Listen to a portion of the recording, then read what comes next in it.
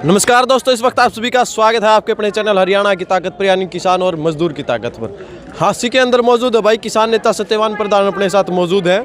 बातचीत कर लेते हैं क्योंकि एक बड़ा अहम फैसला आज लेने जा रहे हैं यहाँ पे किसान। आप सभी को पता है कुलदीप नामक एक शख्स था, एक किसान था जिसके सिर में चोट लगने से गंभीर हालत आज वो जिंदगी और मौत के बीच जूझ रहे हैं। उन्हीं के चलते यहाँ पे फैसला होने जा रहा है। फैसला क्या होगा क्या नहीं होगा आपके सामने होगा। बातचीत कर लेते हैं। कुछ क्वेश्चन है, कुछ सवाल है हमारे मन में। राम राम जी। राम राम भाई। ठीक हो प्रधान जी? बिल्कुल बढ़िया भाई साहब। आज का फैसला लगता है आपको फैसला यहाँ पे हो पाएगा क्योंकि बड़े बड़े किसान नेता हैं यहाँ पे, आपको लगता है फैसला होगा या सिर्फ रोटियां ही पकाई जाएंगी?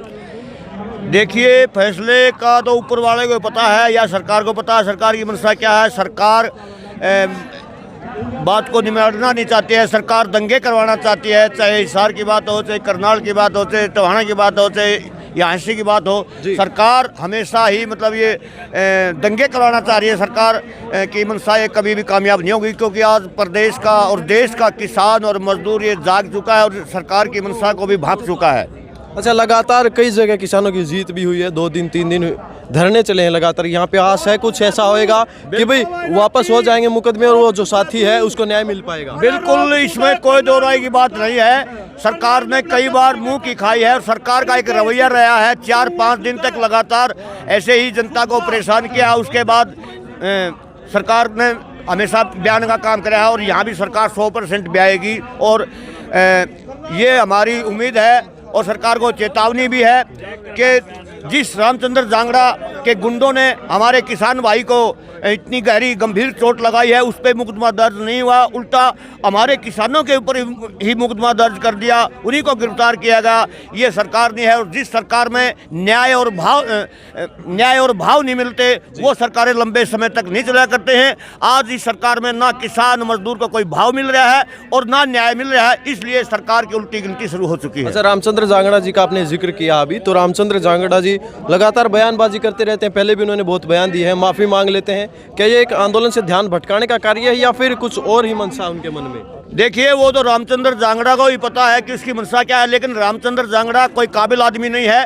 क्योंकि रामचंद्र जांगड़ा अगर कोई उसमें काबिलियत होती तो पता नहीं कब का मंत्री संतरी एमएलए बन गया होता। पूरी जिंदगी चली गई, उसने कभी किसी हल्के से उसकी 5000 वोट नहीं आई। जनता ने हमेशा उसकी जमानत जब्त करने का काम किया है। ये तो बिल्ली के भागों ठिका टूट गया। इसको गुपचुप तरीके से बैक साइड से मतलब राज्यसभा का सांसद बना दिया और ये कोई अच्छा आदमी नहीं है। बार बार किसानों को कभी दारूबाज बताता है, कभी कुछ बताता है, फिर बाद में माफिया मांग लेता है। इसकी यही फितरत है। ये इस प्रदेश का निकम्मा आदमी है।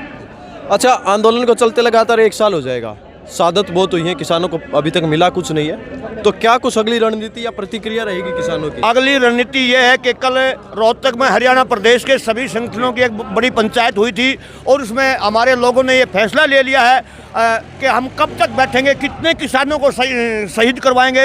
इन किसान जो 700 से ज़्यादा किसान शहीद हैं उनकी सच्ची श्रद्धांजलि यही होगी कि कल संयुक्त मोर्चा की मीटिंग है, 9 तारीख है, कोई बड़ा फैसला लिया जाए। और हम दिल्ली में घुसने की कोशिश कर रहे हैं। या तो प्रधानमंत्री के आवास का घेराव किया जाएगा या संसद का घेराव किया जाएगा। जब तक इन जालिमों और चोरों का घेराव नहीं किया जाएगा, हमें नहीं लगता तब तक हमारे को न्याय मिलेगा। अरविंद शर्मा जी हैं, लगातार सांसद बनते आए हैं वो अब तक।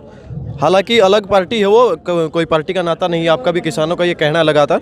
दीपेंद्र हुड्डा या फिर कांग्रेस पार्टी, साथ के साथ उनका कहना है यदि कोई भी उनमें किसान भी आ सकते हैं, अगर उनके जो पूर्व नेता थे, पूर्व मंत्री थे, उनके ऊपर जो कोई आंख उठाने की कोशिश करेगा या फिर हाथ लगाने की कोशिश करेगा तो आंख निकाल दी जाएगी या फिर हाथ काट दिया जाएगा। देखिए, जहाँ तक अरविंद शर्मा की बात है, ये जातीय दंगे भड़काने का काम करते हैं और ऐसे मर्यादित पद पे बैठ के सांसद होके ऐसी अमर्यादा भाषा बोलता है और उन्हीं किसान मजदूरों की वोट लेके वो एमपी बने हैं और उन्हीं की आंख और हाथ काटने का काम करता है। इसका कल हम निंदा प्रस्ताव भी पास किया है। और तब जब तक इस शर्मा के ऊपर जो रोहतक का सांसद है इसके ऊपर FIR दर्ज नहीं हो जाती, इसको जेल नहीं भेजा जाता, तब तक हम चैन से बैठने वाले नहीं हैं। आप कह रहे हो कि किसान मजदूर की वोट ली है, वो तो ये कह रहे हैं मेरे को तो मनीष ग्रोवर जी ने ही जिताया है। ऐसा मनीष ग्रोवर खुद तो जीत लिया होता। मनीष ग्रोवर की तो खुद जमान जब्त होगी है, वो किसको जिताने वाला है? यही तो बात है कि किसान और मजदूर की वोट लेके जो आज एहसान फरोश हो गए हैं, जो इनका एहसान नहीं मान रहे हैं, यही आने वाले समय में ये जनता इनको सबक सिखाएगी। जी, लास्ट में क्या कुछ अंत में क्या संदेश देना चाहोगे आप? मैं अपने सभी किसान और मजदूर, नौजवान, कर्मचारी सभी भाइयों से एक अपील करना चाहता हूं कि ये घरों में रहने का समय नहीं है। किसान और मजदूर की देश की आर्थिक आज़ादी की लड़ाई है। इसमें सभी लोग, चाहे बुजुर्ग हैं, चाहे नौजवान हैं, चाहे महिला हैं, चाहे बच्चे हैं, इस आंदोलन में सभी लोग कूद पड़े। ये किसान और मजदूर की आर्थिक आज़ादी की लड़ाई है और आने वाली भावी पीढ़ी की लड़ाई है। ये लड़ाई लड़नी पड़ेगी। जी, बहुत बहुत धन्यवाद। तो भाई वीडियो देख लिया आप लोगों ने, वीडियो को कर देना शेयर। ये थे हमारे साथ सत्यवान नरवाल जी, किसान नेता है, काफ़ी संघर्षशील आदमी है, आप सभी को पता है। इस वीडियो को कर देना शेयर। इसी के साथ जय जवान जय किसान।